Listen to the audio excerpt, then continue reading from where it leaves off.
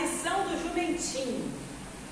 Conta-se que há muitos anos atrás, quando Dom Helder Câmara era bispo da Arquidiocese de Olinda e Recife, ele foi convidado para receber uma comenda na França. Quando o anunciaram, ele entrou no local da homenagem, todos ficaram de pé e começaram a aplaudi-lo sem parar. Normal, né? Então, ele pediu com muita educação, através de um gesto, que as pessoas parassem com os aplausos e fizessem silêncio. Nesse momento, as pessoas se sentaram para ouvir o que ele tinha a dizer.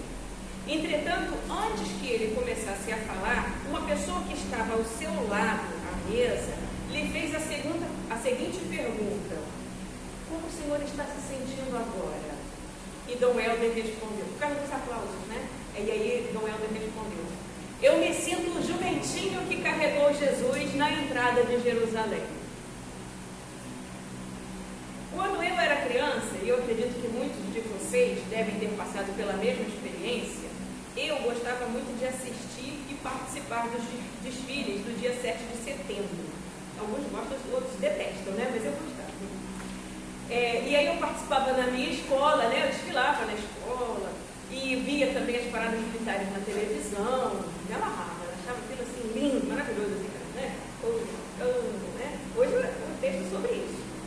Mas depois, com um pouco mais de idade, eu descobri que aquela beleza toda, né, da nossa parada, também servia para esconder horrores da ditadura, as torturas às pessoas inocentes, as mortes, as corrupções, os mandos e desmandos. A verdade nem sempre é bonita, mas sempre é libertadora. A escolha entre viver na ilusão de uma falsa realidade ou abraçar a verdade e lutar por um mundo mais humano, digno e fraterno para todos, sem exceções, é a opção de cada um. A gente fica com o que é bonito, né? O que não é, a gente fazer de outra forma. No tempo de Jesus, as paradas militares também eram muito comuns, tá? Sabiam disso? Muito comum.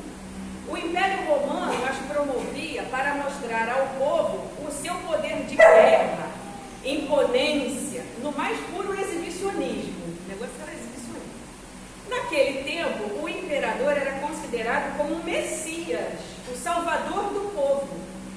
Entretanto, nós sabemos pelas próprias escrituras, não são vozes da nossa cabeça, né? Nem fofoca dos nossos vizinhos, está na Bíblia, que o governo era de extrema opressão aos pobres e aos menos favorecidos. Lá o Império Romano, aquele governo da época, né?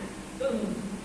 Que aquilo tudo, aquela beleza toda, daquelas paradas, né, militares romanas, era tudo fachada para esconder crimes, torturas e para mostrar quem realmente mandava na vida do povo. Ah, era só. Existem relatos históricos que apontam o acontecimento de uma parada militar no mesmo dia em que Jesus fez a sua entrada em Jerusalém. Jesus não era fácil, né? De acordo com o professor Andretti Vitarese, da UFRJ, vocês devem, tá? Podem e devem segui-lo no Instagram, quem tem. Eu não sei se ele tem Facebook, porque eu sigo no Instagram. Tem também, né? Facebook, Instagram. Quem quiser depois me pergunta o nome dele. Super recomendo. O homem é assim, super doutor em Jesus, nas histórias de Jesus História. Eu fui em vários seminários lá na UFRJ sobre Jesus Histórico, alguns deles eu até levei o termo. E hoje, com as tecnologias, esse professor, ele está na internet dando cada aula assim, maravilhosa e libertadora, tá? Então, segundo ele, isso que as coisas que eu estou falando, eu aprendi com ele também. Segundo ele, naquele dia, lá da entrada, do domingo de Ramos, né, que a gente chama de domingo de Ramos, na entrada de Jesus em Jerusalém, enquanto Pilatos entrava em Jerusalém pelo portão principal, numa parada militar romana, com toda a ostentação possível, Jesus entrava por um outro portão, na lateral, em verdadeira afronta àquele exibicionismo romano. Enquanto Pilatos vinha em cavalos de raça, carruagens, soldados, armaduras, armas, tapete vermelho, tudo baseado em um jumentinho, que é um animal de carga, sem muito valor comercial. Jumentinho esse que nem era dele, pois foi pego emprestado. O tapete sobre o qual Jesus passou era composto por folhas de palmeiras e outras árvores, né?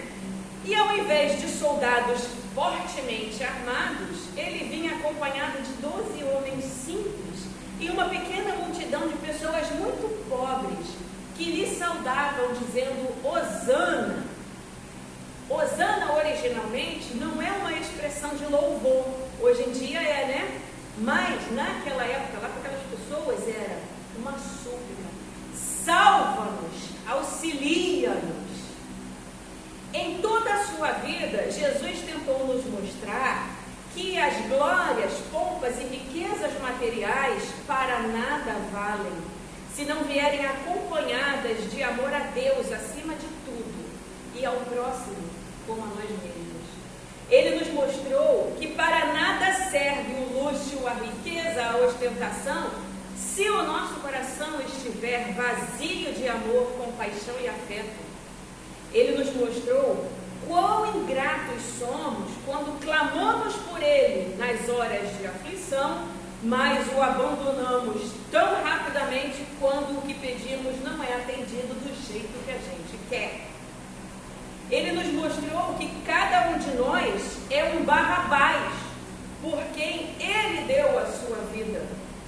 Cabe-nos agora a escolha de seguirmos o exemplo de uma dessas duas pessoas relatadas no dia do seu julgamento e morte, que eu vou falar agora. Cabe-nos escolher quem a gente vai seguir o exemplo. Pilatos, que teve a oportunidade de recebê-lo em sua vida, mas não o fez por medo e por questões políticas. Ou o centurião romano, que acompanhou todo o seu julgamento e morte e ao final sentenciou. De fato, esse homem era o Filho de Deus. Que nós possamos deixar de lado tudo o que nos afasta de Deus, especialmente o orgulho, e aprendermos a lição da simplicidade ensinada pelo jumentinho que carregou Jesus. Que Deus nos abençoe. Amém. Amém.